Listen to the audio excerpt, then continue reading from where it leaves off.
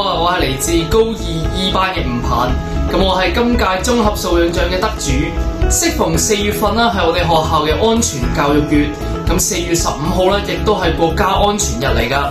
今日想藉此機會，同我啲小伙伴一齊向大家介紹一下國家安全當中嘅社會安全。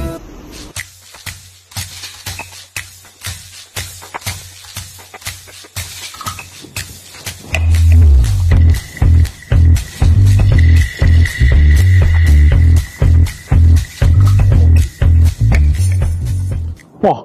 呢個咪最新嘅菠蘿16 Pro Max 手機咯，真係地上嘅執到寶，問天問地就攞唔到啊！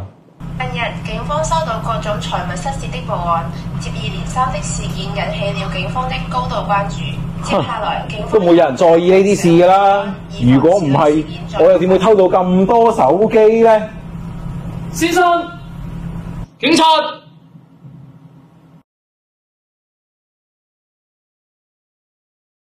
你知唔知你啲咁嘅行為對社會安全帶嚟咗幾大嘅影響啊？社會安全？阿 Sir 啊，我只不過偷嗰部手機啫，根本都唔會有啲乜嘢影響啦。咩態度啊？就係你啲咁嘅態度，先會咁多人犯罪啊！你為咗而家啲少少嘅利益，可能係毀咗你成世人噶。你可能會失去自由、失去朋友同埋失去信任噶。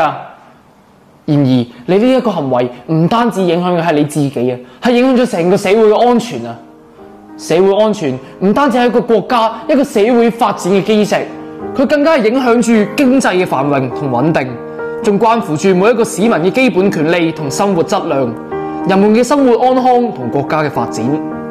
社會安全嘅構成係需要全體人民嘅共同努力，需要執法人員嘅維護秩序，社會工作者提供安全嘅實踐，教師們傳授安全知識，衛生人員營造健康嘅環境。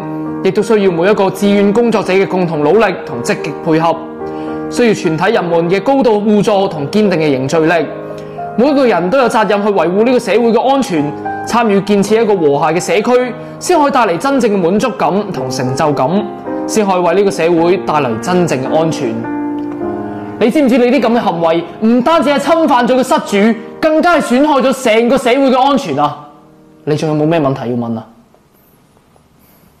我哋而家將會根據澳門刑法典第197條普通盜竊罪，依法對你進行檢控。你好好反省下啦。